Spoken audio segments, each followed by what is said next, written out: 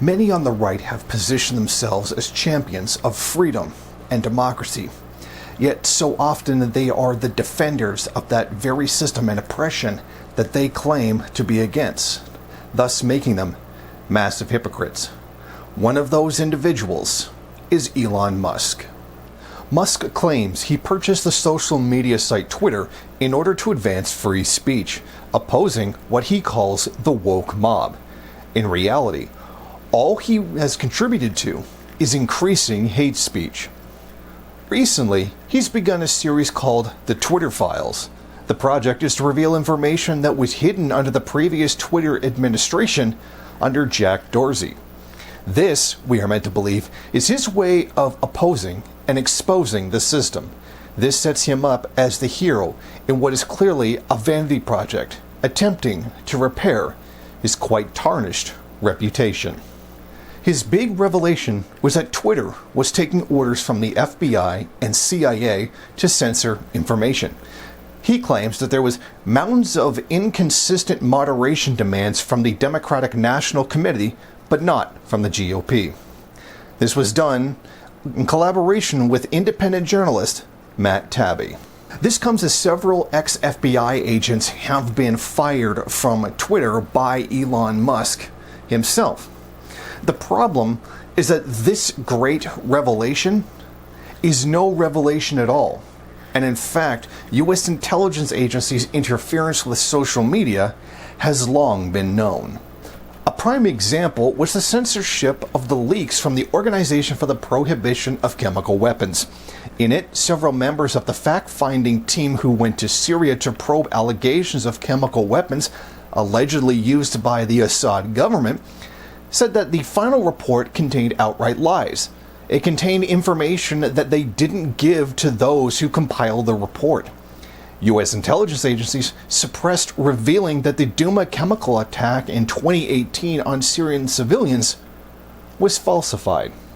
WikiLeaks released these documents, which contained such statements as, with respect to the consistency of the observed and reported symptoms of the alleged victims with possible exposure to chlorine gas or similar, the experts were conclusive in their statements that there was no correlation between symptoms and chlorine exposure, that the symptoms observed were inconsistent with the exposure to chlorine, and no other obvious candidate chemical causing the symptoms could be identified. The reports have morphed into something quite different to what was originally drafted.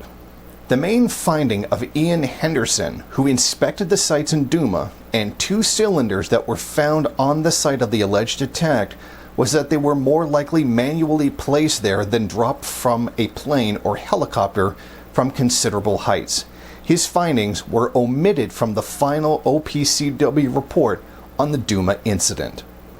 The U.S. government collaborated with not just the OPCW, but with the mainstream media and social media to cover up these facts by essentially banning them from the conversation.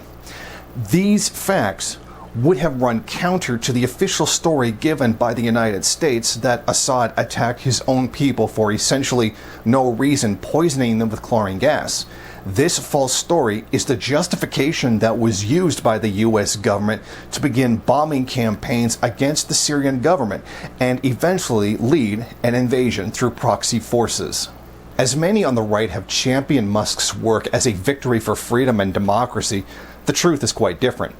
Far from being this big hero, Musk is in fact a total hypocrite. As Musk and his independent journalist Taibbi claim to be opposing the CIA, the reality is much different.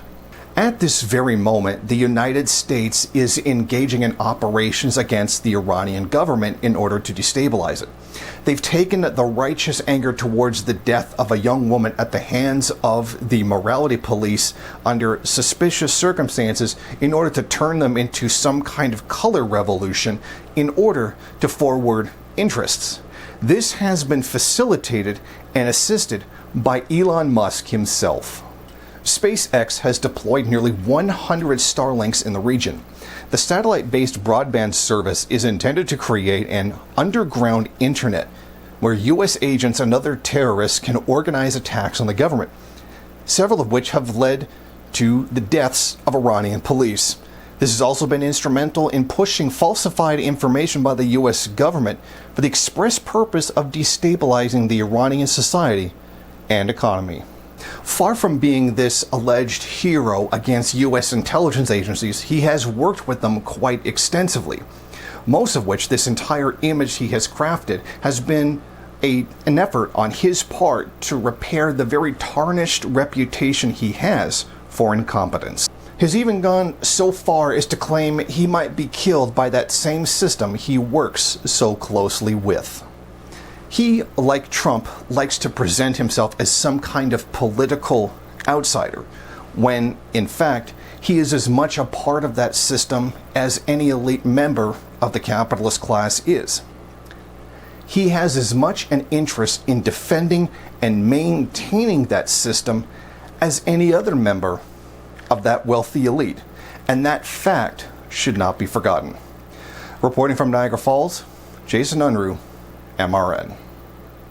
Thank you for watching. If you like this program, then please head over to my Patreon page and set up a monthly donation.